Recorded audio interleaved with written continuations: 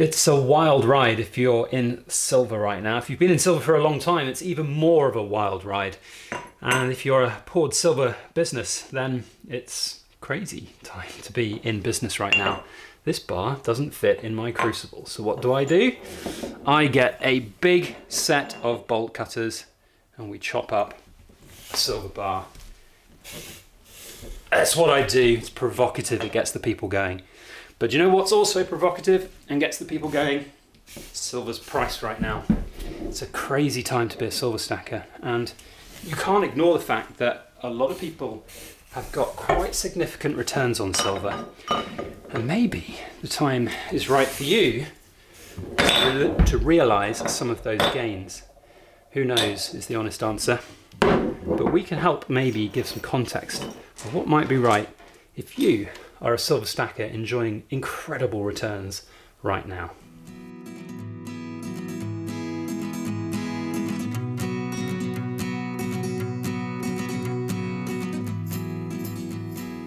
Hello everybody, Backyard Bullion here, and a very warm welcome to you all joining me for another precious metal ramble where we have down-to-earth discussions about all things precious and shiny. We are going to be chopping up some silver bars today, not these small ones, but indeed the big ones, which we will melt down to make our 2026 poured silver brand. But I also want to talk, whilst I do some of the hard manual labour here of chopping up some bars, about the big run that we've seen on precious metals and how it can feel a little bit surreal, I think, as a silver stacker. If you've been stacking silver for a while, you might be thinking to yourself, God, am I in a dream?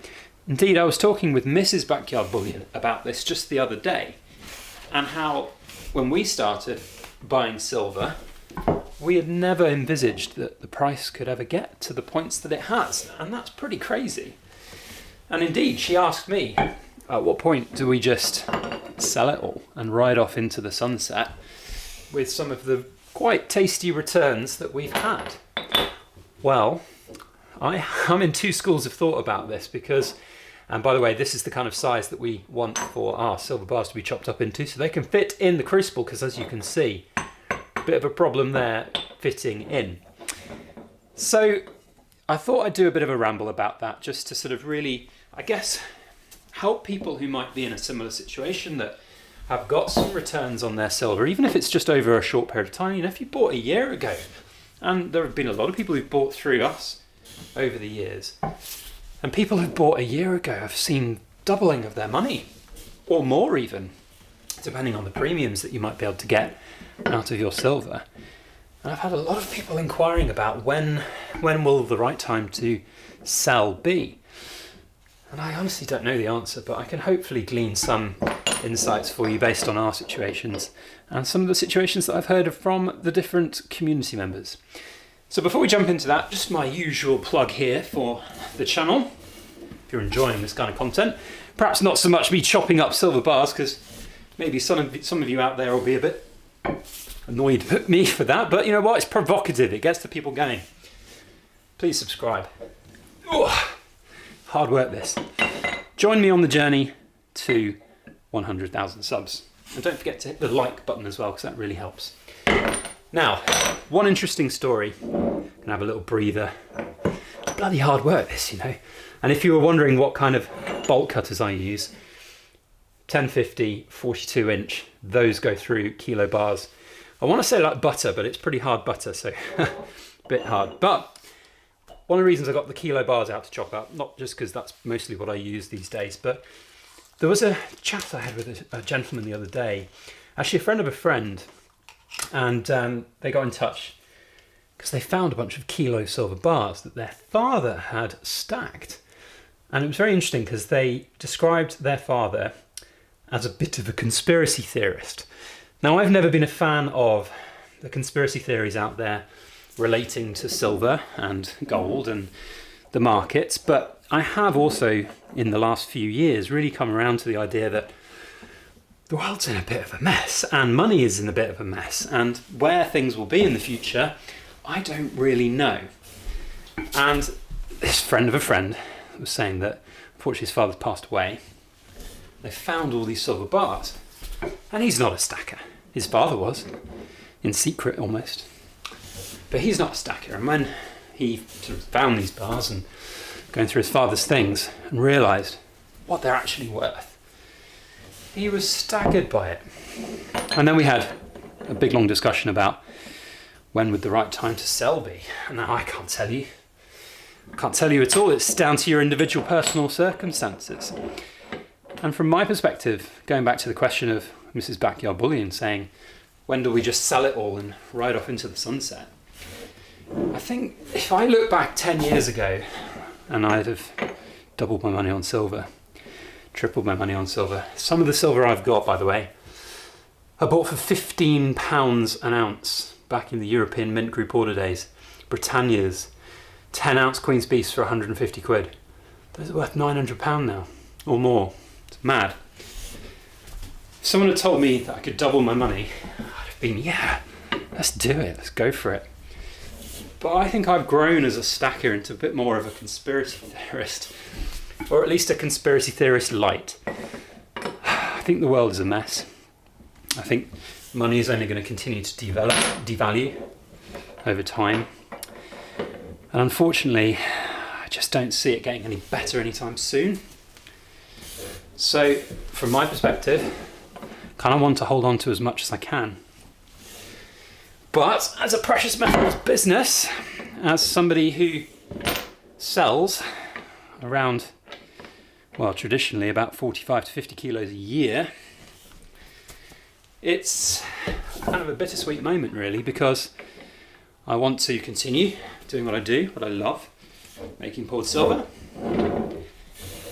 But it's a bit less sustainable than it used to be with the prices being where they are. So we'll see where that goes. But there is a kilo bar chopped up, ready to go. Now I've got one other thing out here that I want to chop up. And you're going to hate me for chopping this up, but it's for good reason, because we're going to be giving away a 1 ounce piece. So I need to open this really. Let's get some scissors and get this cracked open. I'd love to know what you think about the markets right now. Are you selling? Are you holding? What I'm seeing from the Buyers Club side of things is a lot of inquiries. A lot of people asking, first, how does the service work? How can I help? And what prices can we achieve? There is a beautiful 1 ounce Queen's Beast completed bar. I say beautiful because it is beauty in its own right, but I don't like these. I think they should never have existed. The Queen's Beasts were good enough without having a 1 ounce bar. Yeah, it's difficult, I think, in the market because a lot of people want to sell, but a lot of people want to get the really top premiums for it. So I'm not seeing huge amounts of silver come through our Buyers Club at the moment. The stuff that does come through, it's sold at fair premium, fair price, but it's thin and far between at the moment. But more on that in a moment. A little bit of explanation, whoa, throwing this around, about this. So this was part of the Cobra Stacker charity auction that happened just before Christmas for a mental health charity. And a member on there, I basically was bidding on all of these that I could, because I said, if I get any of them, I'll chop them up and melt them down. And it was a bit of fun just to get people to join in the bidding a bit, not to try and shill the bids up, but I was making genuine bids up to what I thought was a fair price for them. And if I got them, I would just melt them down, because that would be fun and it would be provocative and it would make good content. And I put a bid in on the last one. I think there were like 4 or 5 of these up for sale in the auction. And the chap who won it said, send it to Backyard Bullion anyway so he can chop it up. And I said, well, that's incredibly generous, but I'll give away the silver that you sent. So we've got a 1 ounce Queen's Beast completed bar here. We are going to go through the looking glass and chop it up. We did chop up a 10 ounce version of this bar before, I think it was like October or something. There we go, look, that fits in the crucible now. And we're going to make something out of it, and we're going to give away a 1 ounce piece. So at some point that will come and we will give away a 1 ounce piece of silver. But yeah, enough about those. What is the right course of action for people right now in terms of selling silver? I can't tell you. And what I can say is, from an emotional perspective, you've got to have a look at what you bought silver for in the first place. And if you bought silver to make some money and you've doubled your investment, tripled your investment, then have a think about what that money is going to be used for.